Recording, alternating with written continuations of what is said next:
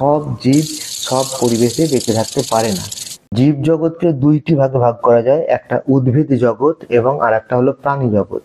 খাদ্যের জন্য এবং আশ্রয়ের জন্য প্রাণীকে নানান জায়গায় ঘুরে বেড়াতে হয়, কিন্তু উদ্ভিদরা চলাফেরা করতে পারে না, তারা এক জায়গাতেই স্থির থাকে।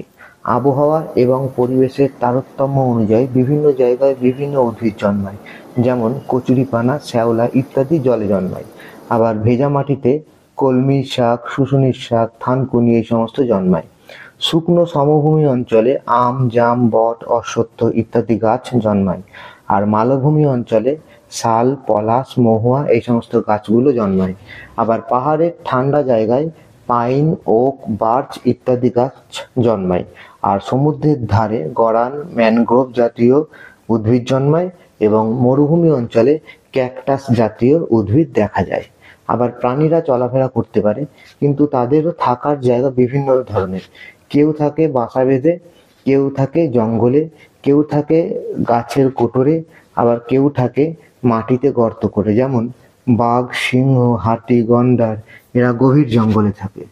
আর শিয়াল, ভাম, সাপ এই সমস্ত প্রাণীগুলো থাকে ঝোপ জঙ্গলে।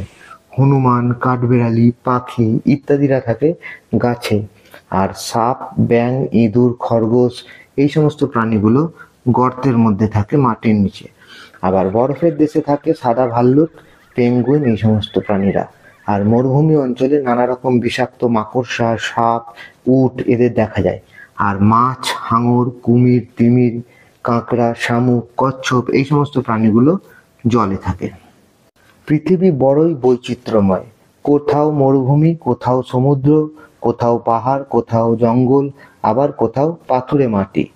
জীবেরা এক একজন এক এক রকম জায়গায় থাকে। সব জীব সব পরিবেশে বেঁচে থাকতে পারে না। বিরূপ পরিবেশে বেঁচে থাকার জন্য জীবের শরীরে এক বিশেষ ধরনের পরিবর্তন ঘটায়, যাকে আমরা অভিযোজন বলি। শুষ্ক মরুভূমি অঞ্চলে জলের ভীষণ অভাব, তাই এখানকার উট শরীরের মধ্যে জল সঞ্চয় করে রাখে।